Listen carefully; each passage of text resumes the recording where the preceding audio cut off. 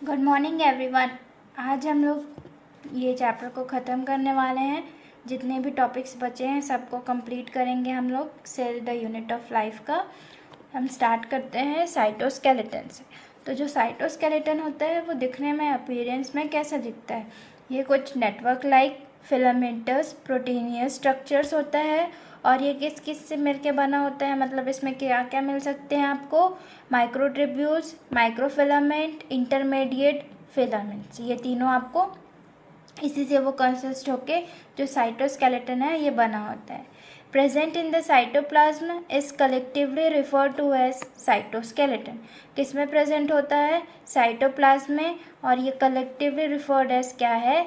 Cytoskeleton. ठीक है। Involve in functions like mechanical support. क्या क्या फंक्शंस होते हैं इसके?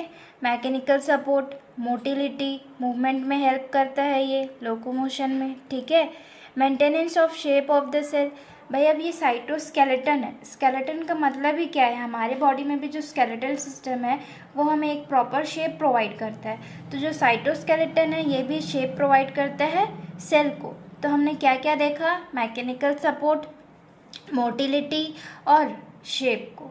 ठीक, हमारे पास भी स्केलेटल सिस्टम नहीं होता तो हम लोग भी कुछ ऐसा होते, हम लोग ठीक से लोकोमोशन नहीं कर पाते ना। तो इसीलिए सपोर्ट भी प्रोवाइड करता है, मोटिलिटी भी प्रोवाइड करता है और एक अच्छा सा शेप भी प्रोवाइड करता है। तो ये इतनी सी बात लिखी हुई है बुक में साइटोस्केलेटन के बारे में। अब हम आते हैं हमारे नेक्स्ट टॉपिक पे जिसका नाम है सीलिया एंड फ्लैजिला। ठीक है। सीलिया एंड फ्लैजिला में डिफरेंसेस हैं। ठीक, अभी हम लोग उसकी भी बातें करेंगे। They are hair like outgrowths of the cell membrane. इन लोग क्या होते हैं? हेयर लाइक आउटग्रोथ होते हैं। किसके? सेल मेम्ब्रेन के। ठीक है, आपको बालों की तरह लगेंगे, एकदम फाइन हेयर टाइप्स के।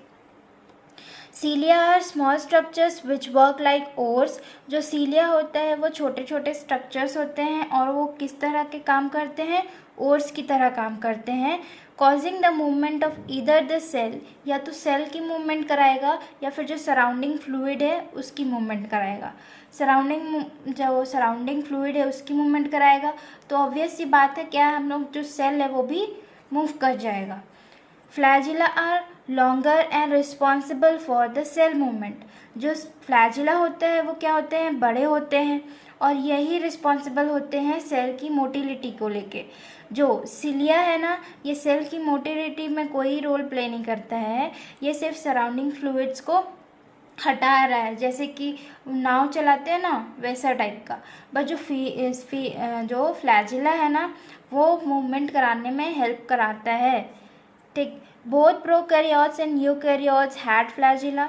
दोनों हो सकते हैं, या तो प्रोकैरियोट्स हो सकते हैं या यूकैरियोट्स, दोनों में आपको मिलेंगे फ्लैजिला। पर इसमें डिफरेंस तो है। These are structurally difference. दोनों में क्या डिफरेंस है? स्ट्रक्चरली डिफरेंस है। ठीक है। Both are covered by a plasma membrane. दोनों किस चीज़ से कवर्ड है? प्लाज्मा मेम्ब्रेन से कवर्ड है। जो कोर है ना ये होता है एक्सोनीमी। जो कोर है इसको हम लोग बोलेंगे क्या? एक्सोनीमी।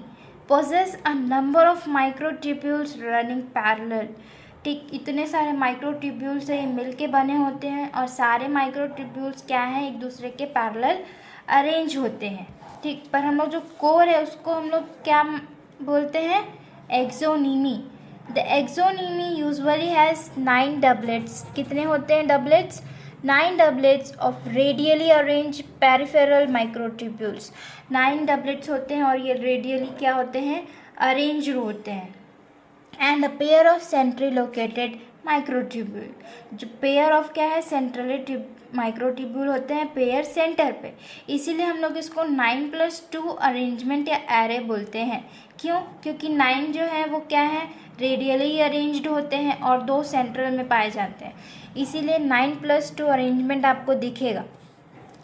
देखो 9 का मतलब हो गया रेडियल स्पोक, इसमें 9 है। और एरे, ठीक, एरे मतलब वही अरेंजमेंट है आपको। और 2 का मतलब होता है सेंट्रल माइक्रोट्यूब्यूल, यानी 2 हैं वो आपको सेंटर पे दिख जाएंगे। और याद रखना डबलेट होते हैं ना, डबलेट मतलब जो 9 है ना रेडियल ट्यूब्यूल्स वो डबलेट होंगे। Both cilium and flagellum emerge from the centriole-like structures called the basal body. तो दोनों में सिमिलैरिटी ये है कि जो आखिर वो सीलिया हो चाहे वो फ्लैजिला हो, दोनों कहाँ से अराइज होते हैं, बेसल बॉडी से अराइज होते हैं। देखो अब हम आते हैं नेक्स्ट टॉपिक पे जिसका नाम है centrosome and centrioles. Centrosomes and centrioles, आपको इसका एक मैंने पहले ही बताया था, ये एनिमल सेल में मिलते हैं, प्लांट्स में नहीं मिलते हैं, और हेल्प करते हैं कब, सेल डिवीजन के टाइम पे। Contain 2 cylindrical structures called the centrioles. 2 cylindrical structures होते हैं और इनको क्या बोलते हैं, सेंट्रियोल्स। दोनों के दोनों ही एक दूसरे के परपेंडिकुलर में अरेंज रहते हैं।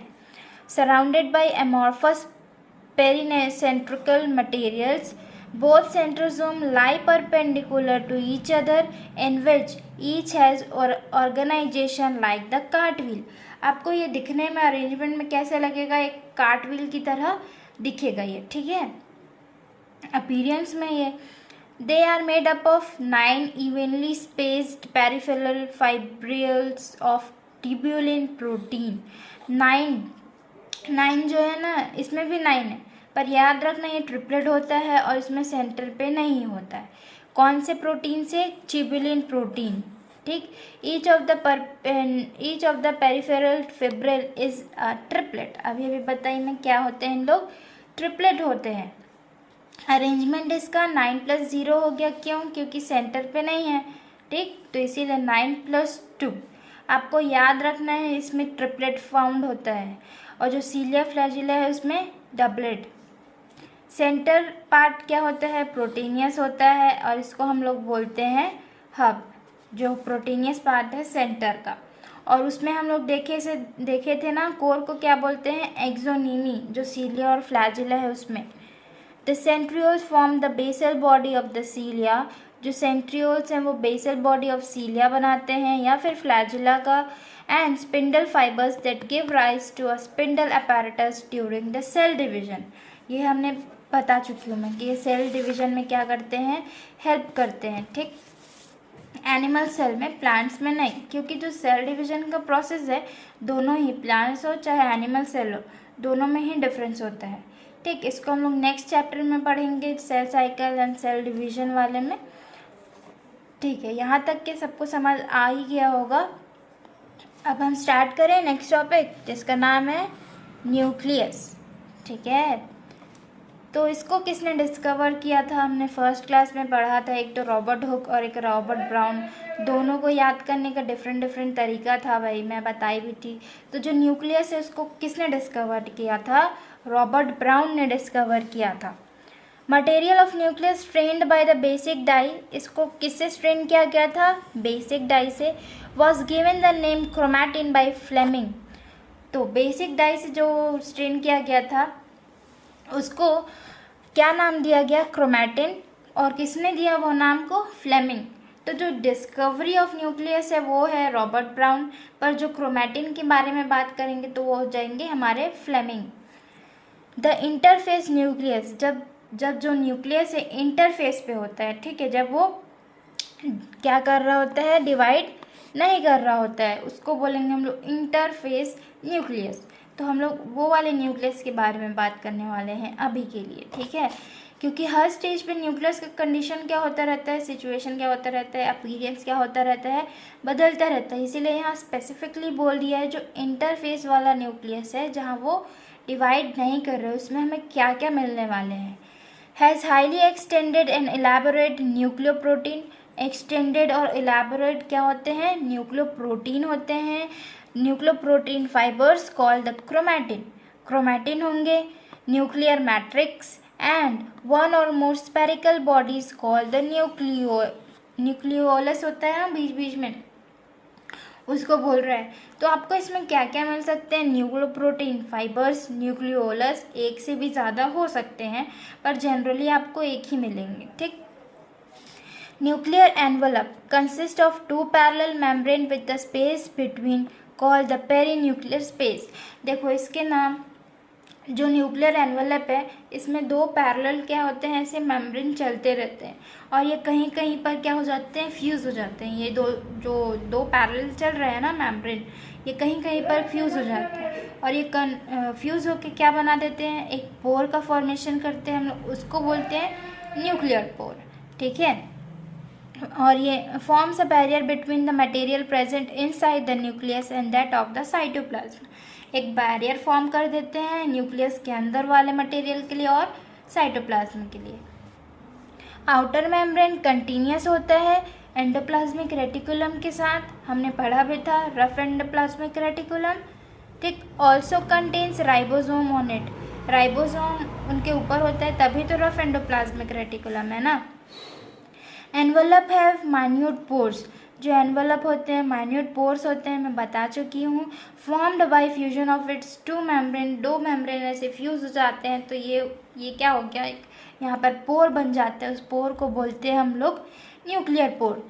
This pores are passage through which the movement of RNA and proteins occurs.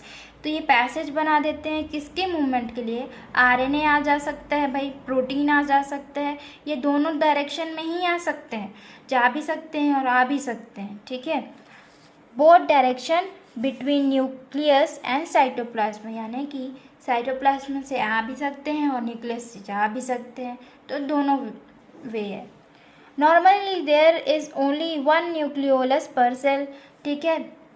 Nucleolus और न्यूक्लियस पर सेल एक ही जनरली होता है, ठीक, पर कुछ कुछ एक्सेप्शंस होते ही हैं, but some exceptions are there, जैसे कि कुछ में न्यूक्लियस होता ही नहीं है, कुछ सेल में एक्स्ट्रा न्यूक्लियस हो जाते हैं, जैसे कि न्यूक्लियस जिसमें नहीं होता है, एग्जाम्पल है हमारा आरबीसी, जो अडल्ट आरबीसी है ना, उसमें क्या होता है, न्यूक्लियस प्रेजेंट नहीं होता है, क्यों, फैसिलिटेट करता है ना उसके प्रोसेस को।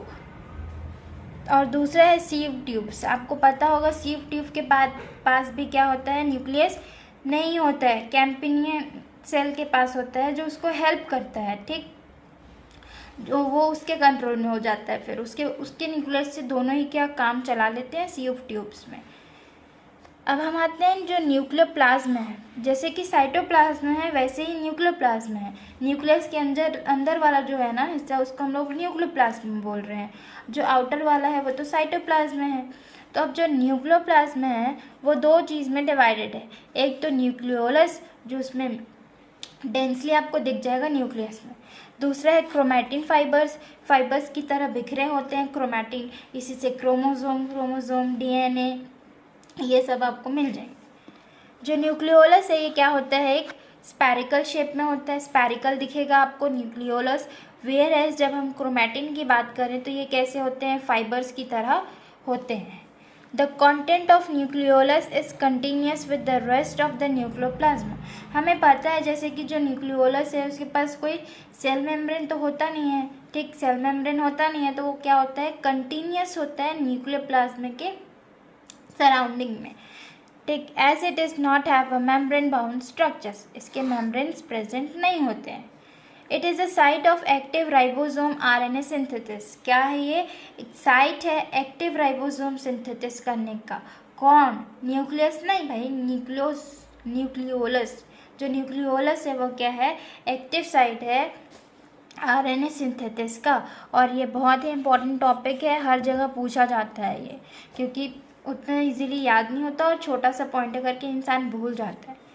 Larger and more numbers of nucleolus are present in cells actively carrying out the protein synthesis। Protein synthesis में हेल्प करेगा, बहुत सारे न्यूक्लियोलस फाउंड हो सकते हैं।